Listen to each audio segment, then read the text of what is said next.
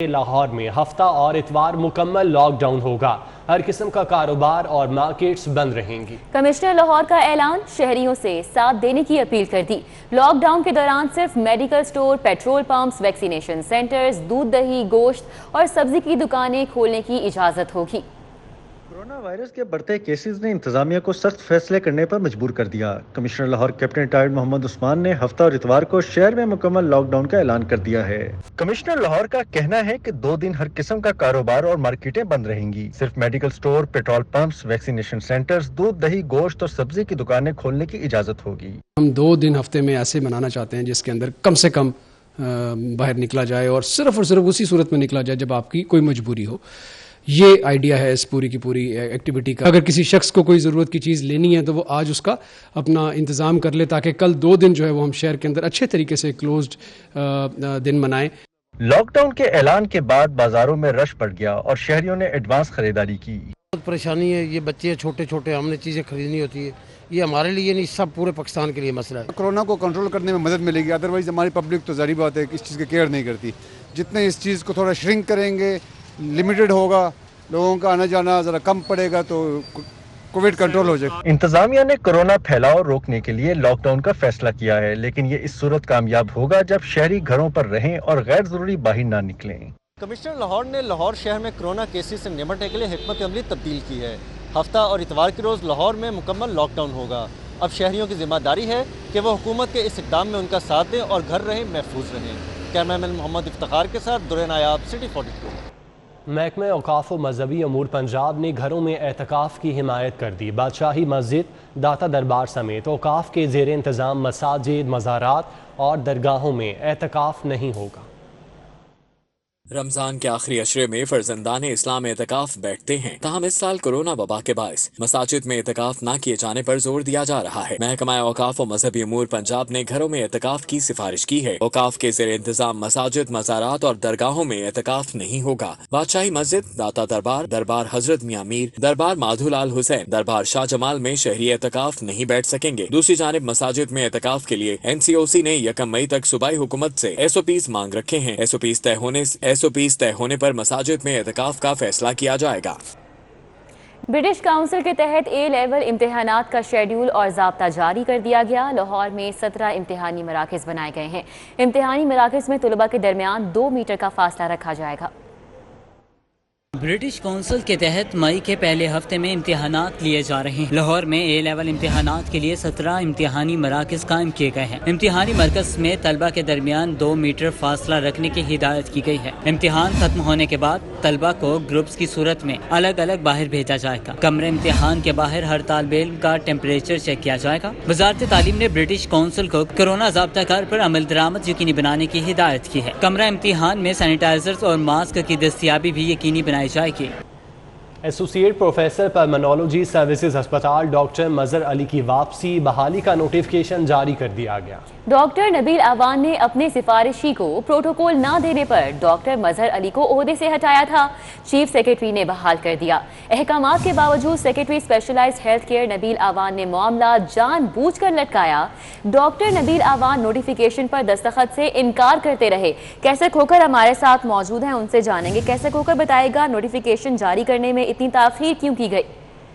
جی بالکل، محکمہ specialised health care نے بالا آخر جو آج جو ہے رات کو تقریباً کوئی 8 بجے کے قریب جو ہے ڈاکٹر سید مظہر علی نقوی بھی جو بحالی ایسوسیٹ پروفیسر کے طور پر سروس ہسپتال میں بحالی کا نوٹس جاری کر دیا ہے۔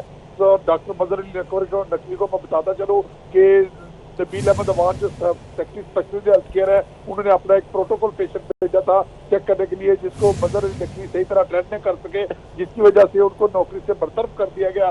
نبیل اعوان نے برطرف کر دیا۔ اب نبیل اعوان جو ہے وہ چھٹی پر چلے گئے ہیں اور باقاعدہ طور پر جو ہے ان کو مظہر علی جو ڈاکٹر مظہر علی نقوی ہے ان کو نوکری پر بحال کر دیا گیا ہے اور ان کو سروس ہسپتال میں ایسوسیٹ پروفیسر پلمنالوجسٹ جو ہے بحال کیا گیا ہے، اور اس کا محکمہ اسپیشلائزڈ ہیلتھ کیئر نے باقاعدہ طور پر نوٹیفیکیشن بھی جاری کر دیا ہے۔ جی باقاعدہ طور پر نوٹیفیکیشن جاری کر دیا گیا ہے۔ کیسر بہت شکریہ آپ کا۔ پنجاب حکومت نے اورنج لائن میٹرو ٹرین کی سبسڈی کم کرنے کے لیے تجاویز طلب کر لی ہیں۔ پرسنلائزڈ کارڈ کے ذریعے سفر کے لحاظ سے کرایہ وصول کیا جائے گا، جبکہ سیکیورٹی کے لیے علیحدہ فورس تشکیل دی جائے گی۔ وزیر اعلیٰ پنجاب سردار عثمان بزدار کی زیر صدارت پنجاب ماس ٹرانزٹ اتھارٹی کا ویڈیو لنک اجلاس ہوا اور اورنج میٹرو ٹرین کی سبسڈی کو کم کرنے کے لیے مختلف تجاویز کا جائزہ لیا گیا۔ وزیر اعلیٰ نے اورنج میٹرو ٹرین کے لیے پرسنلائزڈ کارڈ کے اجرا کے لیے ضروری اقدامات جلد اٹھانے کی ہدایت کی۔ کارڈ کے اجرا سے ٹرین پر سفر کرنے والوں سے فاصلے کے حساب سے کرایہ وصول کیا جا سکے گا۔ میٹرو ٹرین کے لیے بنائی گئی علیحدہ فورس کی تشکیل سے حکومت کے سیکیورٹی پر اخراجات میں بچت ہوگی۔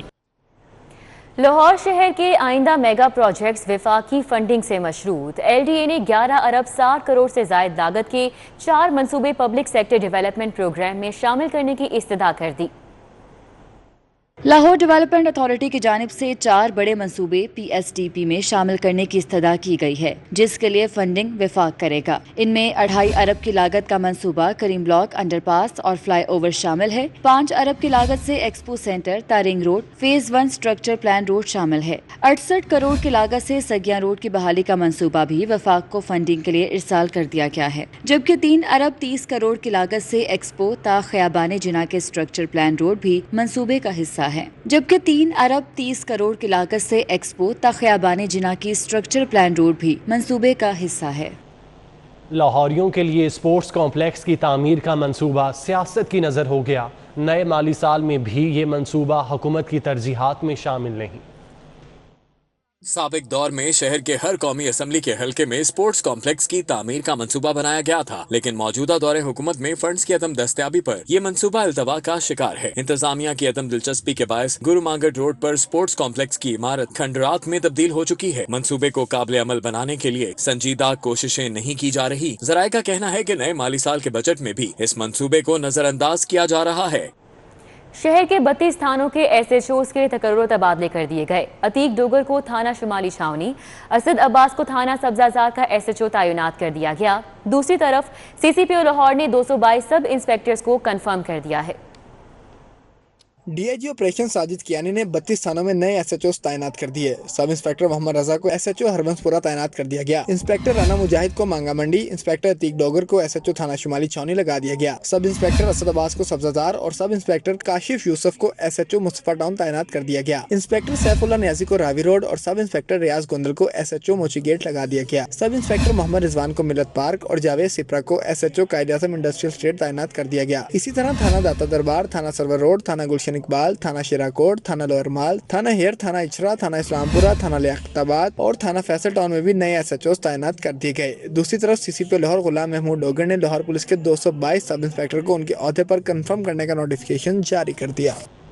پنجاب پبلک سروس کمیشن کے دفتر اور امتحانی مرکز میں چیک شدہ پرچے اور لاکھوں کا سامان چوری ہونے کا انکشاف ہوا۔ چیئرمین پبلک سروس کمیشن نے انکوائری کمیٹی تشکیل دے دی ہے۔ پبلک سروس کمیشن ذرائع کے مطابق سابق ڈائریکٹر محمد علی بھٹی، سابق ڈیپٹی سیکرٹری افتخار انجم سمیت سیکیورٹی اور کیئر ٹیکر سٹاف کو شامل تفتیش کیا گیا ہے۔ ذرائع کے مطابق پبلک سروس کمیشن کے پرانے دفتر میں چیک شدہ پرچوں کو ردی کے بھاؤ فروخت کیا گیا۔ قانوناً چیک شدہ پرچوں کو مارکیٹ میں کسی سطح پر بیچا نہیں جا سکتا۔ جوہر ٹاؤن کے امتحانی مرکز میں جنریٹر کی تاریں جبکہ اولڈ آفس کے اے سی، پنکھے سمیت دیگر سامان بھی غائب ہو گیا۔ دونوں معاملات کی انکوائری کی جا رہی ہے۔ گورنر پنجاب چودھری محمد سرور اور وزیر اعلیٰ عثمان بزدار نے ڈپٹی کمشنر لاہور مدثر ریاض سے ان کے والد کی وفات پر تعزیت کی۔ دونوں رہنماؤں نے مرحوم کے درجات کی بلندی کے لیے فاتح خوانی کی۔ گورنر اور وزیر اعلیٰ پنجاب نے ڈپٹی کمشنر مدثر ریاض سے والد کی وفات پر افسوس کا اظہار کیا اور فاتح خوانی کی۔ چودھری محمد سرور نے کہا کہ اللہ تعالیٰ مرحوم کو جوار رحمت میں جگہ دے اور لواحقین کو یہ صدمہ برداشت کرنے کا حوصلہ دے۔ وزیر اعلیٰ عثمان بزدار نے کہا کہ گھر کے سربراہ کا دنیائے فانی سے رخصت ہونا ناقابل تلافی نقصان ہے۔ دارالاسلام پاکستان میں قرآن پاک کی اشاعت کا سب سے بڑا مرکز ہے۔ کتابت، پروف ریڈنگ اور پرنٹنگ کے مراحل سے گزر کر قرآن پاک کا نسخہ تیار کیا جاتا ہے۔ عربی کے علاوہ مختلف زبانوں میں بھی تراجم ہوتے ہیں جہاں دنیا بھر میں بھیجا جاتا ہے۔ رمضان المبارک میں قرآن مجید کی تلاوت کا رجحان بڑھ جاتا ہے۔ قرآن پاک کی سب سے زیادہ اشاعت اور طباعت بھی ماہ مقدس میں ہوتی ہے۔ سب سے پہلا مرحلہ کتابت کا ہوتا ہے۔ قرآن پاک کی خط نستعلیق ہندی میں کی جاتی ہے۔ لکھائی کے لیے مخصوص سیاہی استعمال ہوتی ہے جو نہ ڈھلتی ہے اور نہ پانی سے خراب ہوتی ہے۔ ہم اچھا کھانا کھانا چاہتے ہیں، اچھے ریسٹورنٹس کا انتخاب کرتے ہیں، اچھے کھانے کا انتخاب کرتے ہیں، تو وائی ناٹ جب ہم اللہ تعالیٰ کی کتاب جو ہمارے لیے رہنمائی کا سب سے اعلیٰ ترین ذریعہ ہے، اس کو ہم اچھے پیپر میں طباعت کیوں نہ کریں، اچھی بائنڈنگ میں طباعت کیوں نہ کریں اس کو، اور اچھے پیپر میں طباعت کر کے اچھے طریقے سے ان کو لوگوں تک کیوں نہ پہنچائیں۔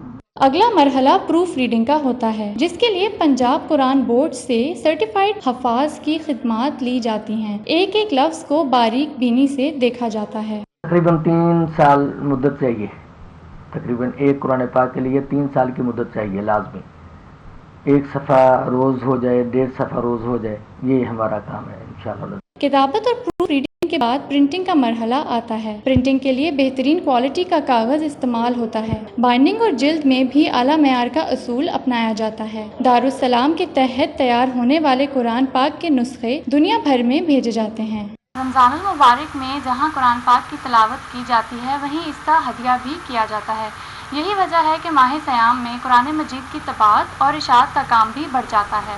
کیمرہ مین علی حسن کے ساتھ اناشا پاشا، سٹی 40۔ نیوز اسٹوڈیو سے فی الوقت اتنا ہی۔